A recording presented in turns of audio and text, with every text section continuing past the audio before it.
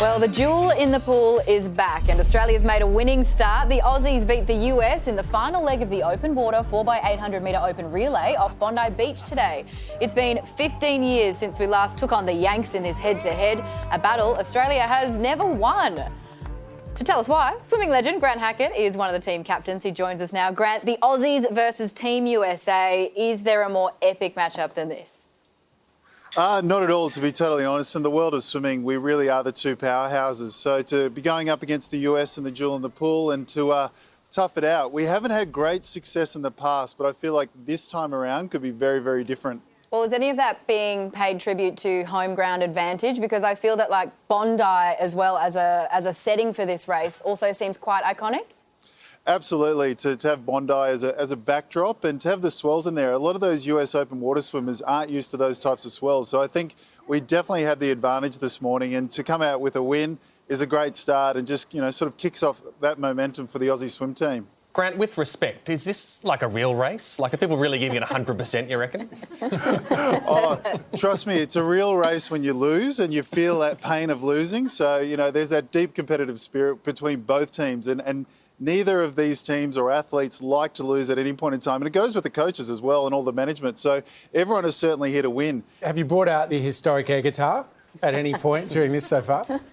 Well, we'll have to bring it out. I might have to give Thorpe or Clemmy a call just to see how to do that, because I'm not sure on the action. But it'd be nice to be doing that at the end of this meet, that's for sure. It was first time in the ocean today. Tomorrow the pool events begin, which we've never won in. Do you fancy our chances? I know as the, coach you have to say yes, but really, do you fancy our chances?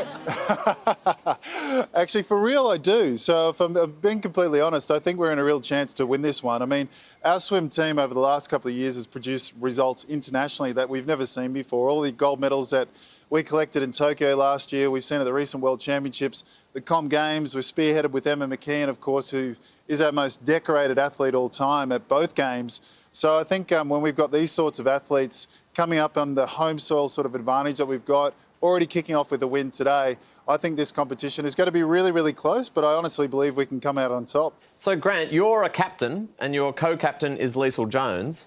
What does the captain role actually entail? Are you just standing there beforehand being like, swim really fast, my God? Yeah, go faster and win. That's it. That's all you have to do. It's straightforward. Firstly, it doesn't involve swimming.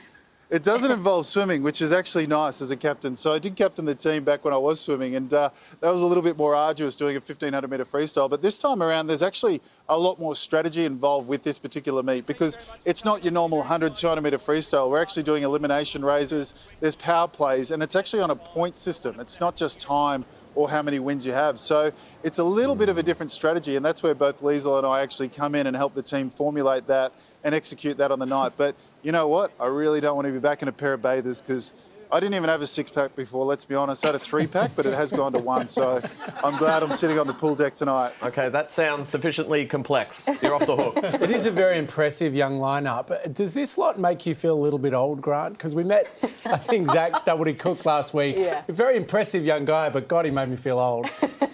I feel so incredibly old. It's unbelievable. A lot of these swimmers, when you see on the program, when they're born, I'm like, 2000, 2001, I'm like, oh my God, you weren't even around in this stadium when I was here competing at the Olympics. You weren't even thought of with your parents yet. So, it does make you feel super old. And here I am at age 42, 3 kids, and being back on the swim team, it's actually, it's a lot of fun though, bringing these generations together. It's something that Australian swimming's doing really well, and there's collective IP over decades, and hopefully we can always help support one another through the sport, and that comes through performance as well. These kids are so old they call Uncle Toby's Grandpa Toby. That's exactly right. All those commercials, they're like in black and white now, I think. Grant, I apologise for Tom there. I apologise. This is legend of the sport. That's right. There's always one. There's always one on the desk. Always one. Grant, thanks for your time. No worries. Thanks, team. Cheers.